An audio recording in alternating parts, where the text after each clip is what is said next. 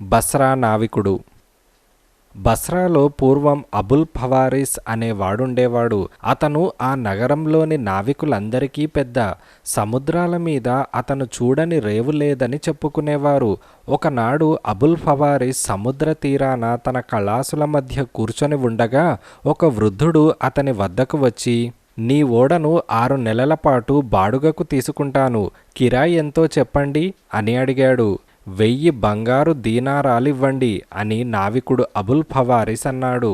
వృద్ధుడు వెంటనే అతనికి అంత సొమ్ము ఇచ్చి, సరే రేపు మళ్ళీ వస్తాను, మాట తప్పితే ఊరుకోను అని వృద్ధుడు చెప్పి వెళ్ళిపోయాడు. నావికుడు ఆ డబ్బు తీసుకొని ఇంటికి వెళ్ళి తన ఓడను ప్రయాణానికి సిద్ధం చేసి తన భార్యకు బిడ్డలకు వీడుకోలు చెప్పి రేవుకు వచ్చాడు. అక్కడ ఆ వృద్ధుడు అతని కోసం ఎదురుచూస్తున్నాడు. వృద్ధుడి వెంట ఒక బానిస, అనేక ఖాళీ గోనె సంచులు ఉన్నాయి. అబుల్ ఫవారిస్ సహాయంతో సంచులన్నిటినీ ఓడలో చేర్చి వృద్ధుడు తన బానిసతో సహా ఓడలోకి ఎక్కాడు. ఓడ రేవు నుంచి బయలుదేరి ఒకే దిక్కుగా 3 నెలల ప్రయాణం చేసి ఒక లంకను చేరింది. వృద్ధుడు చుక్కాని వద్ద కూర్చొని ఓడను తిన్నగా లంకకు నడిపాడు. ఓడ తీరాన్ని తగలగానే లంగరు దింపారు. వృద్ధుడు తన బానిస నెత్తిన కొన్ని గోతాలు పెట్టి అబుల్ ఫవారిస్ను వెంట పెట్టుకొని లంక మీదకి బయలుదేరాడు. కొద్ది గంటల సేపు నడిచి వారొక కొండను చేరుకున్నారు. వాళ్ళు కొండ మీదకి ఎక్కారు. అక్కడ విశాలమైన సమప్రదేశం కనిపించింది. అందులో 200కు పైగా లోతైన పెద్ద పెద్ద గోతులు తవ్వబడి ఉన్నాయి. వృద్ధుడు అబుల్ ఫవారిస్తో, నేను నీకొక రహస్యం చెబుతాను, దాన్ని నీ మనసులోనే ఉండని. నేనొక వర్తకుణ్ణి. ఈ ప్రదేశంలో నేనొక పెద్ద రత్నాల నిధిని కనిపెట్టాను. నువ్వు నాకొక ఉపకారం చేయాలి. ఈ గోతిలోకి దిగి ముత్యపు చిప్పలు తోడు ఈ సంచులన్నీ నింపుకుందాం. వీటిలో సగం నీకు, సగం నాకు. వీటితో మనిద్దరి జీవితాలు మహారాజుల్లాగా వెళ్ళిపోతాయి అని వృద్ధుడు చెప్పాడు. ఈ గుంటల్లోకి ముత్యపు చిప్పలు ఎలా వచ్చాయి అని అబుల్ ఫవారిస్ వృద్ధుణ్ణి అడిగాడు. ఈ గుంటలకు సముద్రానికి మధ్య సొరంగాలున్నాయి.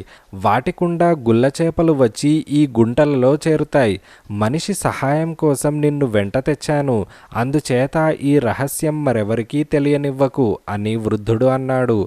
నావికుడు ఆత్రంగా గుంటలోకి దిగాడు. దాని అడుగున ఎన్నో ముత్యపు చిప్పలున్నాయి. వృద్ధుడు తాళ్లు కట్టి తట్టను దింపి చాలాసార్లు ముత్యపు చిప్పలను పైకి తోడుకున్నాడు. చివరకాయన, ఇంకా ముత్యపు చిప్పలు తీయకు, వీటిలో ఒక్క ముత్యం కూడా లేవు, అన్నీ ఉత్త గుల్లలు అని వృద్ధుడు కేకపెట్టాడు. అబుల్ ఫవారిస్ ఆ గుంటలో నుంచి పైకి వచ్చి మరొక గుంటలోకి దిగాడు. అందులో అంతులేని ముత్యపు చిప్పలున్నాయి. చీకటి పడేదాకా అతను వాటిని తట్టలో పోసి వృద్ధుడికి అందించి తెగ అలిసిపోయి, ఇక నాకు శక్తి లేదు, నన్ను పైకి లాగు అని కేకపెట్టాడు. ఆ మాటలకు వృద్ధుడు, నువ్వు ఆ గుంటలోనే ఉండు, నిన్ను పైకి తీశాక నువ్వు నన్ను ముత్యాల కోసం చంపేస్తావేమో, నాకేమిటి నమ్మకం అని వృద్ధుడు అన్నాడు. నాకు అలాంటి ఆలోచన ఏ కోసానా లేదు, నా మాట నమ్ము అని అబుల్ ఫవారిస్ కేకలు పెట్టాడు. కానీ వృద్ధుడు వినిపించుకోకుండా కొండదిగి వెళ్ళిపోయి రేవు చేరి ఓడలో ప్రయాణమయ్యాడు. అబుల్ ఫవారిస్ ఆ గోతిలో 3 రోజులు గడిపి ఆకలి దప్పులతో చాలా బాధపడ్డాడు. అతను బయటపడటానికి కారాడుతుంటే అతనికి మనుషుల ఎముకలు అనేకం తగిలాయి. వృద్ధుడు తనను మోసం చేసినట్టే ఇంకా చాలామందిని మోసగించాడన్నమాట. అబుల్ ఫవారిస్ ఉత్త చేతులతో గుంట చుట్టూరా మన్ను పీకి చూస్తూ ఉంటే ఒక చోట చిన్న ద్వారం ఉన్నట్టు తోచింది. దాన్ని చేతులతోనే పెద్దది చేసిన మీదట అతను దూరేపాటి దారి కనపడింది. దానికుండా అతను పాకుతూ వచ్చి కొంతసేపటికి మెడలోతు నీటిలో పడ్డాడు. చీకట్లో ఏమీ కనిపించలేదు. నీరు నోటికి ఉప్పగా ఉన్నది. ఆ నీటిలో ఈదుకుంటూ మరికొంత దూరం పోయాక దూరాన కొద్ది కాంతి కనపడింది. అతనికి ప్రాణం లేచి వచ్చినట్టయింది. అది అతడున్న సొరంగానికి వెలుపలి ద్వారం.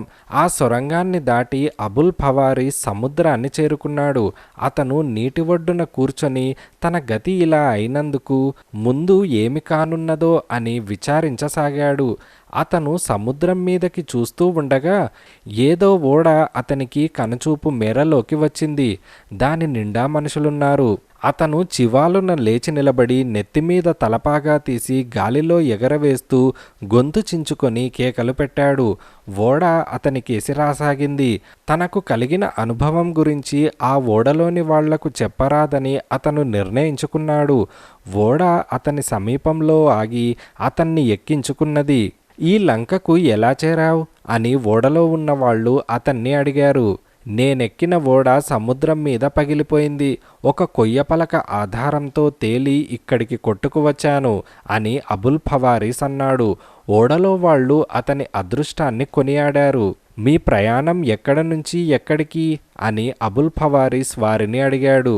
మేము అబిసీనియా నుంచి వస్తున్నాం. మేము వెళ్తున్నది హిందుస్థాన్కు అని ఓడలోని వాళ్ళన్నారు. నాకు హిందుస్థాన్కి వెళ్లే పని ఏమీ లేదు అని అబుల్ ఫవారీస్ సంకోచంగా అన్నాడు. నీకు సంకోచం అవసరం లేదు. మాకు బస్రా పోయే ఓడలు ఎన్నో ఎదురు వస్తాయి. ఏదో ఒక ఓడలో ఎక్కించి నిన్ను బస్రా చేరుస్తాం అని ఓడవాళ్ళన్నారు. వాళ్ళు ఆ మాట అన్న మీదట అబుల్ ఫవారీస్ వారి ఓడలో ప్రయాణం చేయటానికి సమ్మతించాడు. ఆ ఓడ 40 రోజులు సముద్రం మీద ప్రయాణించినా ఒక్కసారి కూడా తీరం తగల్లేదు. మీరు దారి తప్పలేదు కదా అని అబుల్ ఫవారీస్ ఓడవాళ్లను అడిగాడు. 5 రోజులుగా ఓడ ఎటుపోతున్నది మాకే అంతు చిక్కటం లేదు అని ఓడవాళ్లు నిజం బయటపెట్టారు. ఆ తర్వాత అందరూ చాలాసేపు ప్రార్థనలు చేశారు. మరికొంతసేపటికి ఓడలోని వారికి వింతలు కనపడ్డాయి. సముద్రంలో నుంచి ఒక స్తంభం లాంటిది పైకి వచ్చినట్టు కనపడింది. ఏదో మెరుపు లాంటిది మెరిసింది. ఇంతకన్నా చిత్రమేమిటంటే ఎవరూ తెడ్డు వేయకుండానే గాలి వీచకుండానే ఓడ దానంతట అది అతి వేగంతో ప్రయాణిస్తున్నది. ఓడలోని వాళ్ళు ఆశ్చర్యపడి అబుల్ ఫవారీస్ వద్దకు వచ్చి మన ఓడ దానంతటదే శరవేగంతో నీటి మీద కదలటానికి కారణం ఏమై ఉంటుంది అని ఓడలోని వాళ్ళన్నారు. అబుల్ ఫవారీస్ కళ్ళెత్తి చూశాడు. అతనికి దూరాన ఒక కొండ కనిపించింది. అది సముద్రంలో నుంచి పైకి పొడుచుకు వచ్చింది. దాన్ని చూసి అతను బాధతో పెద్దగా మూలిగి చేతులతో కళ్ళు మూసుకొని చచ్చాం అంటూ గట్టిగా అరిచాడు. తర్వాత అతను ఓడలోని వాళ్లతో ఇలా అన్నాడు. సముద్రం మీద ఎప్పుడైనా దారి తప్పటం జరిగితే చుక్కాని తూర్పుకేసి పట్టమని మా నాన్న అంటుండేవాడు.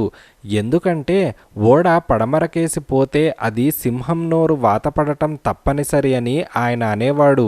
సింహం నోరు ఏమిటని నేను ఆయనను అడిగాను. సముద్ర మధ్యంలో సృష్టికర్త ఒక మహాబిలాన్ని ఏర్పాటు చేశాడని, దానిని ఆనుకొనే ఒక కొండ ఉంటుందని, ఆ బిలం పేరే సింహం నోరు అని, 100 మైళ్ళ దూరంలో ఉన్న ప్రతి వాడిని అది తనకేసి బలంగా లాగుతుందని, సింహం నోరుకు అందిన నౌక కొండను తాకి మునిగిపోవటమే తప్ప మళ్ళీ తేలటం ఉండదని ఆయన చెప్పాడు. మనం ఇప్పుడు దానికే చిక్కినట్టున్నది అని అబుల్ ఫవారీస్ అన్నాడు. తమ నౌక వాయువేగంతో కొండను సమీపిస్తూ ఉండటం చూసి ఓడలోని వాళ్ళు భయభ్రాంతులయ్యారు. త్వరలోనే అది సుడిగుండాన్ని చేరుకున్నది.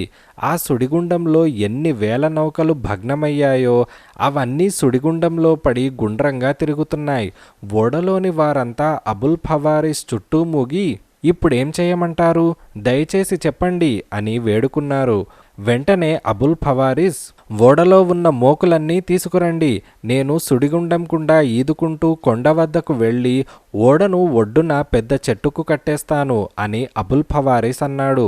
అతను సముద్రంలోకి దూకి ఈదుతూ పోయాడు. అదృష్టవశాన ప్రవాహం అతన్ని తీరానికేసి తోసింది. అతను ఓడను తీరానగల ఒక పెద్ద చెట్టుకు కట్టేశాడు. తర్వాత అతను తినేటందుకు ఏమైనా దొరుకుతుందేమోనని వెతుకుతూ కొండ ఎక్కాడు. ఎందుచేతనంటే కొంతకాలంగా అతనికి ఓడలో ఉన్న అతని అనుచరులకు తిండి లేదు. కొండపైకి చేరేసరికి అతనికి ఒక అందమైన విశాలమైన మైదానం కనిపించింది. ఆ మైదానం మధ్యలో ఆకుపచ్చ రాతితో నిర్మించిన ఒక తోరణమున్నది.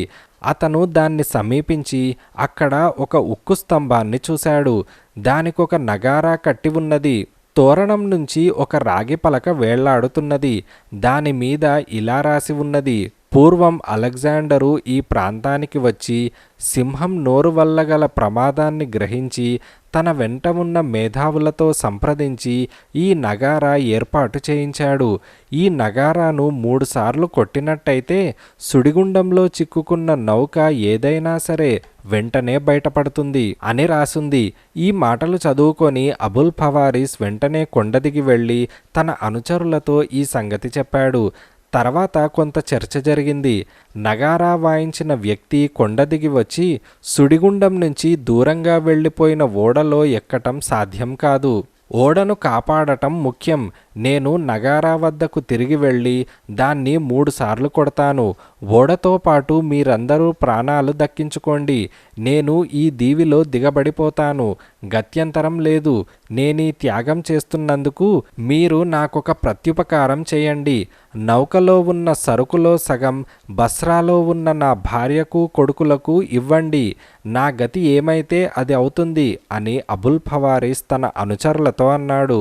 అలాగే చేస్తామని ఓడలో వాళ్ళందరూ ప్రమాణాలు చేశారు. అబుల్ ఫవారిస్ తోరణం వద్దకు తిరిగి వచ్చి ఒక కర్రతో నగారాను 3 సార్లు కొట్టాడు. దాని ధ్వని చుట్టుపక్కల కొండల నుంచి గొప్పగా ప్రతిధ్వనించింది. ఈ ప్రతిధ్వనులింకా ఆగకుండానే సుడిగుండంలో ఉన్న నౌక ఎక్కుపెట్టి విడిచిన బాణంలాగా సముద్రం మీదకు వెళ్ళిపోయింది. ఓడలోని వారంతా గట్టిగా అరిచి అబుల్ ఫవారిస్కు వీడ్కోలు చెప్పారు. కాలక్రమాన ఆ ఓడ బస్రా చేరింది. అందులోని నావికులు ఓడలోని సొత్తులో సగం అబుల్ ఫవారిస్ భార్యకు బిడ్డలకు అందచేశారు. అబుల్ ఫవారిస్ కుటుంబం తమ కుటుంబ పెద్ద తమకిక లేనట్టుగానే భావించి శోకాలు పెట్టారు. ఇంతలో అక్కడ దీవిలో అబుల్ ఫవారిస్ ఆ రాత్రి తోరణం కింద పడుకొని నిద్రపోయి మర్నాడు లేచి తానింకా ప్రాణాలతో ఉన్నందుకు భగవంతుడికి ధన్యవాదాలు చెప్పుకొని మైదానం మీదగా నడవసాగాడు. మైదానం మధ్యలో నల్లటి పొగ పైకి లేస్తూ ఉండటం అతనికి కనపడింది. మైదానంలో అనేక వాగులు పారుతున్నాయి. అతను 9 వాగులను దాటాడు. అతను ఆకలితోనూ అలసటతోనూ చచ్చిపోవటం తప్పనిసరి అని అనుకుంటూ ఉండగా కొంత దూరాన గొర్రెలు మేస్తూ కనిపించాయి. వాటిని చూడగానే అతనికి ప్రాణాలు లేచి వచ్చాయి. దగ్గరలో మనుషులున్నారన్న మాట. అతను గొర్రెలున్న దిక్కుగా నడుస్తూ ఒక వింత ప్రాణిని చూశాడు. ఆ ప్రాణి ఒక దీర్ఘకాయుడైన యువకుడు. అతని ఒంటి మీద చిరిగిపోయిన ఎర్రటి కంబళి లాంటిది ఉన్నది. అతని తలకు ఒంటికి కవచమున్నది. అబుల్ ఫవారిస్ ఆ యువకుణ్ణి పలకరించాడు. ఆ యువకుడు అతన్ని ఎదురు పరామర్శించి ఎక్కడి నుంచి వస్తున్నావు అని అడిగాడు. అబుల్ ఫవారిస్ తానొక అభాగ్యుడనని తెలిపి తనకు కలిగిన కష్టాలన్నీ ఆ యువకుడికి చెప్పుకున్నాడు. దీర్ఘకాయుడైన ఆ యువకుడు నవ్వి, నువ్వు అభాగ్యుడివి కావు, అదృష్టవంతుడివే. అందుకే సింహం నోరు నుంచి తప్పించుకున్నావు. ఇక నీకే భయమూ లేదు. నిన్నొక గ్రామం చేర్చుతాను అంటూ దీర్ఘకాయుడైన యువకుడు అబుల్ ఫవారిస్కు రొట్టెలు పాలు ఇచ్చి భోజనం చేయమన్నాడు. అబుల్ ఫవారిస్ తన ఆకలి తీర్చుకున్నాడు. ఇక్కడ ఎంతసేపనుంటావు? మా ఇంటికి వచ్చి కాసేపు విశ్రమించు అంటూ ఆ దీర్ఘకాయుడైన యువకుడు అబుల్ ఫవారిస్ను వెంటబెట్టుకొని కొండదిగాడు. అక్కడ ఒక ద్వారమున్నది.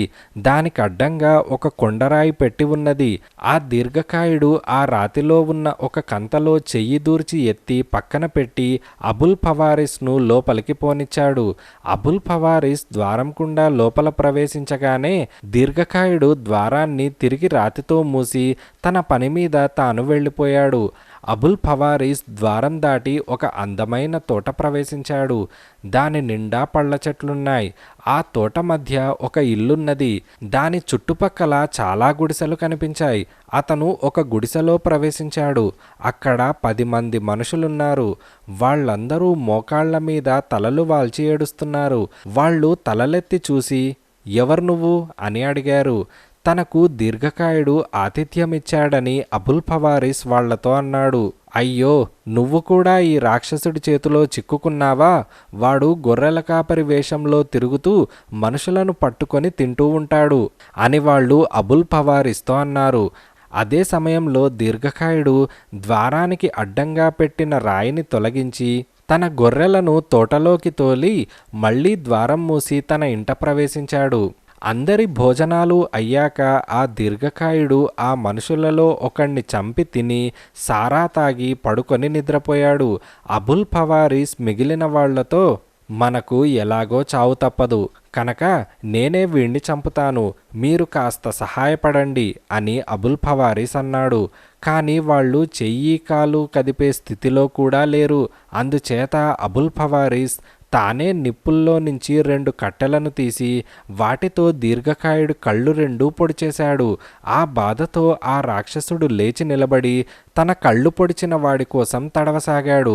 అబుల్ ఫవారిస్ సులువుగా వాడికి అందకుండా తప్పించుకున్నాడు. దీర్ఘకాయుడికి ఎంతసేపు తన గొర్రెలే తగిలాయి.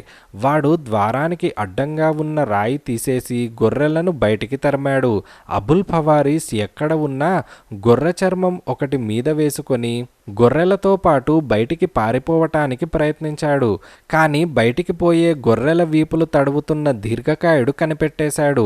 అయితే అబుల్ ఫవారిస్ తాను కప్పుకున్న గొర్రెతోలు రాక్షసుడి చేతిలో వదిలేసి తాను సముద్రం కేసి పరుగుతీశాడు. దీర్ఘకాయుడు అబుల్ ఫవారిస్ను వెంబడించి నీటిదాకా వచ్చి ఆగిపోయాడు. ఎందుకంటే వాడికి ఈత రాదు. అబుల్ ఫవారిస్ ప్రాణాలు అరచేత పట్టుకొని ఈదుతూ కొండ అవతలి పక్క చేరుకున్నాడు. అక్కడ ఒక ముసలివాడు కనిపించి అబుల్ ఫవారిస్ వృత్తాంతమంతా విని అతన్ని తన ఇంటికి తీసుకుపోయాడు. ఈ మనిషి కూడా నరభక్షకుడేనని తెలియగానే అతను హతాశుడయ్యాడు. అయితే అతను ఆ ముసలివాడి భార్యను మంచి చేసుకొని ఆమెకు ఇంటి పనులలో సహాయపడటానికి ఒప్పుకున్నాడు. ముసలివాడు అతన్ని గొర్రెలు కాసే పనికి నియోగించాడు. అందుకోసం అతన్ని గొర్రెల కాపరి ఉండే చోటికి పంపారు. ఒకనాడు అతను చెట్ల మధ్య తిరుగుతూ ఒక చెట్టు తొర్రలో పెద్ద తేనెపట్టును చూశాడు. ఆ రాత్రి అతను ఆ తేనెపట్టు గురించి గొర్రెల కాపరి భార్యతో చెప్పాడు. ఆమె మర్నాడు ఉదయం తేనె తీసుకురమ్మని అబుల్ ఫవారిస్ వెంట గొర్రెల కాపరిని పంపింది. దారిలో అబుల్ ఫవారిస్ ఆకస్మికంగా గొర్రెల కాపరి మీద పడి వాణ్ణి ఒక చెట్టుకు కట్టేసి తప్పించుకుపోవటానికి సముద్రంలోకి దూకి ఈదన ఆరంభించాడు. అతను చాలా గంటల పాటు ఈదిన మీదట అతనికొక ఓడ తగిలింది. ఓడలో వాళ్ళు అతన్ని చూసి ఓడను అతని వైపు నడిపి అతన్ని ఎక్కించుకున్నారు. వాళ్లకు అతను తన కథంతా ఉన్నది ఉన్నట్టుగా చెప్పాడు. అదృష్టవశాన ఆ ఓడ తిన్నగా బస్రాకే పోతున్నది. అబుల్ ఫవారిస్ ఒక నెల రోజులకు ఇల్లు చేరుకొని తన వాళ్లను తిరిగి కలుసుకున్నాడు. అప్పటికి అతని తల పూర్తిగా నెరిసిపోయింది. అతను కొంతకాలం ఇల్లు కదలకుండా విశ్రాంతి తీసుకొని ఒకనాటి ఉదయం సముద్ర తీరాన షికార్లు చేస్తూ ఉండగా మొదట తన ఓడను కిరాయికి తీసుకున్న ముసలివాడే కనిపించాడు.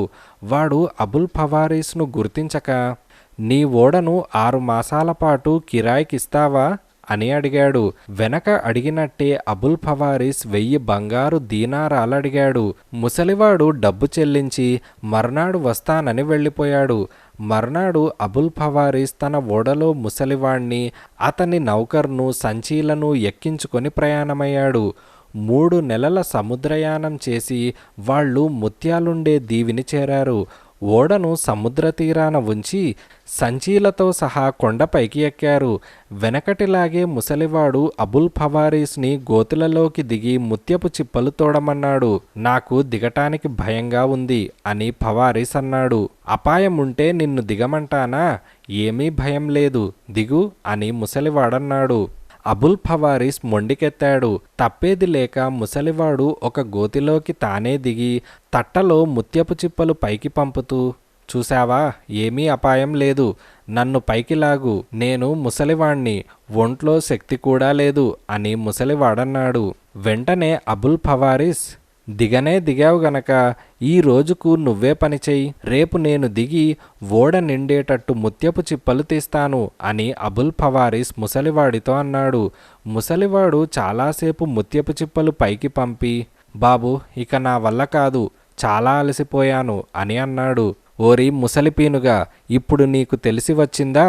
ఒకనాడు నన్ను ఇదే స్థితిలో ఇక్కడి గుంటల్లో వదిలిపోయావు. నా పేరు అబుల్ ఫవారిస్. ఎందరినో ఇలా చంపావు. దేవుడి దయవల్ల నేను బతికి బయటపడ్డాను. నీ మూలంగా చచ్చిన వారందరినీ గుర్తు తెచ్చుకో అని అబుల్ ఫవారిస్ ముసలివాడున్న గోతి మీద ఒక పెద్ద రాయి కప్పి నౌకరు చేత ముత్యపు చిప్పలు మోయించి తెచ్చి తన ఓడలో వేయించుకొని ఇంటికి తిరిగి వచ్చి నావికుడి జీవితం మానేసి సుఖంగా జీవించాడు.